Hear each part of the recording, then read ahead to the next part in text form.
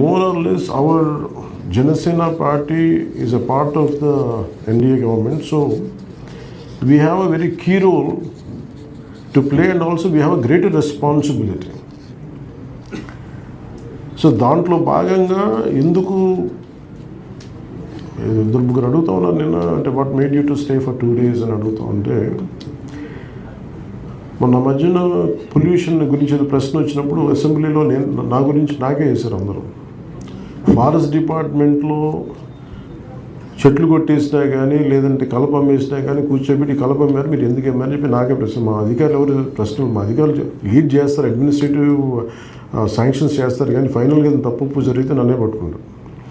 అలాంటిది చాలా పెద్ద ఎత్తున 10 కోట్ల మంది ఈయన ఆకర్షించబోతున్న ఈ గోదావరి ఎక్కడున్న పుష్కరాలకి ఏదన్నా సరే నేను దీంట్లో పాల్గొనకపోయినా లేదు పర్లేదు, కొంత ఉదాసీనత చూపించినా నన్ను ప్రజలు క్షమించాను. సో నాది బిఫోర్ నాకు ఎవరి చేత చెప్పించుకోవడం నాకు ఇష్టం ఉండదు. నా బాధ్యతగా నేను వచ్చాను as a deputy CM and also as a concern minister, the departments which are directly related to పుష్కరాలు. That's what made me to come. ఇది ఈ సందర్భంలో పుష్కరాలు అనేది చాలా ఇలాంటి 12 సంవత్సరాలకు వచ్చి ఒకసారి పుష్కరాల్లో ఈ నదిలో మునిగితే చాలా పుణ్యం వస్తుంది. It's great intrinsic sentimental value ఉంది, డివోషనల్ ఆస్పెక్ట్ ఉంది, డివోషనల్ పర్స్పెక్టివ్ ఉంది, ఆధ్యాత్మికత ప్రత్యేకత ఉంది దీనికి.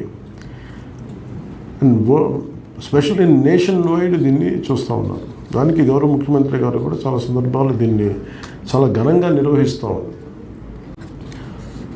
సో దాంట్లో భాగంగా నేను మాట్లాడుతున్నప్పుడు పొల్యూషన్ కంట్రోల్ బోర్డు రివ్యూ చేస్తున్నప్పుడు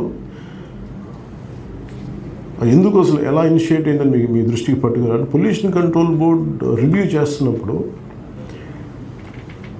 గోస్తని నది గురించి ఏదో వచ్చింది. గోస్తని నది not in Uttarandhra, it is some ఒక చిన్న కెనాల్ ఆఫ్ భీమవరం.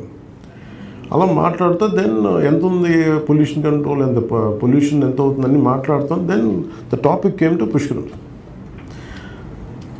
దాంట్లో major concern, point of concern ఏం కనిపించిందంటే, ఒకవైపు ముఖ్యమంత్రి గారు 10 కోట్ల మంది వస్తారు, దీన్ని చాలా ఆడంబరంగా చేయాలి, బలంగా చేయాలి, ఇది ఒక టూరిస్ట్ అట్రాక్షన్ అవ్వాలి, మేక్ ఓవర్ ఆంధ్రాకి ఇది చాలా కీలకమైన దశ వస్తుంది అని అనుకున్న పరిస్థితులు చూస్తుంటే, కాంతిలాల్ దండయ్య గారు నేను కృష్ణయ్య గారితో కూర్చోబెట్టి లాస్ట్ 1 week అంతా రివ్యూస్ చేస్తాను, అన్ని డిపార్ట్మెంట్స్ రివ్యూస్ చేస్తాను. ప్రత్యేకంగా మా దృష్టిలో పడింది ఏంటంటే రాజమండ్రి సిటీ తాలూకు వేస్టేజ్. ఇందాక కాంతిలాల్ దండయ్య గారు చెప్పినట్టుగా 75 MLD ఈ drainage sewage is being produced every day, per day.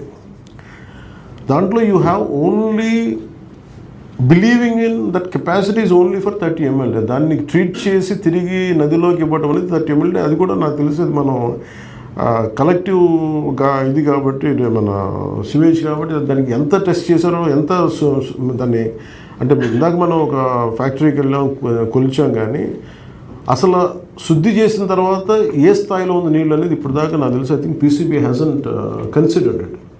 I think somewhere we should take that in to, అంటే ఫైనల్గా ఓకే 75 అంటే నాకు చాలా హాస్యాస్పదంగాను చాలా ఫాల్స్గా అనిపించింది. ఏంటంటే ఒకవైపు ఏమో పుణ్యనదులలో మనం స్నానం చేస్తే మనకి పుణ్యం వస్తుందని చెప్తున్నాం. 75 మిలియన్ లీటర్లు అంతేనా,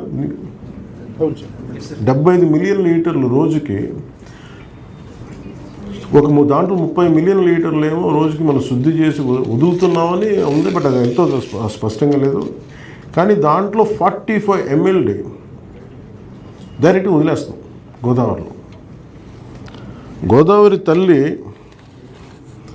భరిస్తుంది కాబట్టి మనం వదిలేస్తున్నాం. అలాగే plastic waste generated in Rajahmundry is 5 million metric tons per day. 5 million metric tons per dayలో అంటే 75 మిల్లీలీటర్లో 40 మనకు 5 metric ton చెత్తే ఉంది, ప్లాస్టికే ఉంది.